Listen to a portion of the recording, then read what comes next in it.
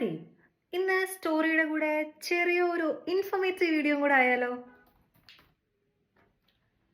PG കഴിഞ്ഞിട്ടില്ല, എൻ്റെ first job interview ആയിരുന്നു.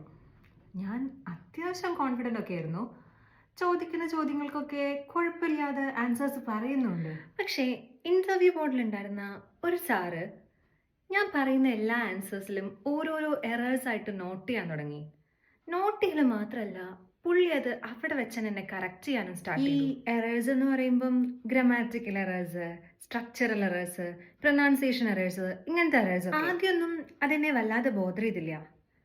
പിന്നീട് ഓരോ സെക്കൻഡ് കഴിയും തോറും എൻ്റെ കോൺഫിഡൻസ് ലെവല് വല്ലാതെ കുറയാൻ തുടങ്ങി. ആൻഡ് പിന്നെയുള്ള ഓരോ ക്വസ്റ്റ്യൻസിനും I preferred silence over my answers. ഇൻ്റർവ്യൂവിൽ പാസ്സായോ, എനിക്ക് ജോലി കിട്ടിയോ എന്നുള്ളതൊന്നും അല്ല അവിടുത്തെ കാര്യം. ഈ ഒരു ഇൻസിഡൻറ്റ് പിന്നീട് ഓരോ ഇൻ്റർവ്യൂസിന് പോകുമ്പോഴും എന്നെ ഇങ്ങനെ റിമൈൻഡ് ചെയ്തുകൊണ്ടിരുന്നു. കോൺഷ്യസ് ആവാനുള്ള ഒരു റിമൈൻഡർ. അപ്പോഴേ ഞാനിപ്പോൾ ഈ പറഞ്ഞ പോലെയുള്ള ആൾക്കാരുണ്ടല്ലോ, അതായത് നമ്മുടെ മൈ ബോസ് മൂവിയിലെ കലാഭവൻ ഷാജോൺ ഇംഗ്ലീഷ് പറയുമ്പോൾ കറക്റ്റ് ചെയ്യുന്ന ദിലീപിനെ പോലെയുള്ള ആൾക്കാർ, അവരെ നമുക്ക് പെഡാൻറ്റിക് എന്ന് വിളിക്കാം.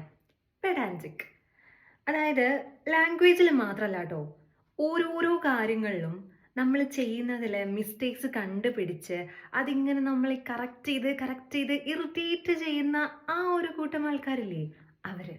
Let's call them pedantic. ഞാനിപ്പോൾ ഇത് പറഞ്ഞപ്പോൾ നിങ്ങളുടെ ഓരോരുത്തരുടെയും ഉള്ളിലും ആ ഒരാൾ വന്നു കയറിയിട്ടുണ്ടാവുമല്ലോ അല്ലേ?